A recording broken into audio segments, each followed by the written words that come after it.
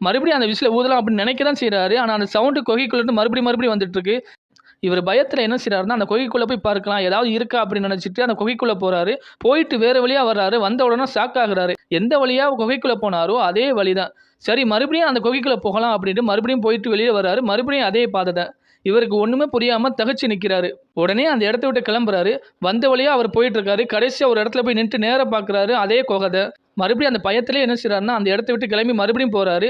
போயிட்டு அவர் எங்க ஃபோட்டோ எடுத்தாரோ அந்த இடத்துல நின்டு பார்த்துட்டு இருக்காரு. மறுபடியும் என்ன செய்றாருன்னா, அவர் அங்கேயும் இங்கேயுமா போயிட்டு லாஸ்ட்ல ஒரு இடத்துல வந்து நிக்கிறாரு. மறுபடியும் பார்த்தா மறுபடியும் அதே குகை தான். இவனுக்கு என்ன பண்ணணும்னு தெரியல. ஒரே டென்ஷன். ஏன் இப்படி நடக்குது அப்படின்னு அவருக்கே புரியல. அந்த குகை பக்கத்துல உட்கார்ந்து கண்ணீர் வடிச்சு அழுகுறாரு. கொஞ்ச நேரம் கழிச்சு அந்த இடத்த விட்டு எந்திரிக்கும்போது மறுபடியும் அந்த குகைக்குள்ள இருந்து அந்த விசில் சவுண்ட் கேட்குது. இவர் என்ன பண்றாருன்னா, அந்த குகைக்குள்ள போய் பார்க்கலாம் அப்படின்னு சொல்லிட்டு அந்த குகைக்குள்ள போறாரு. அடுத்த நாள் வேற ஒரு நபர் அந்த இடத்துக்கு வர்றான். இவன் போட்டுட்டு போன பேக், இவனுடைய கேமரா எல்லாமே அங்கேயே இருக்கு. அந்த நபர் என்ன பண்றாருன்னா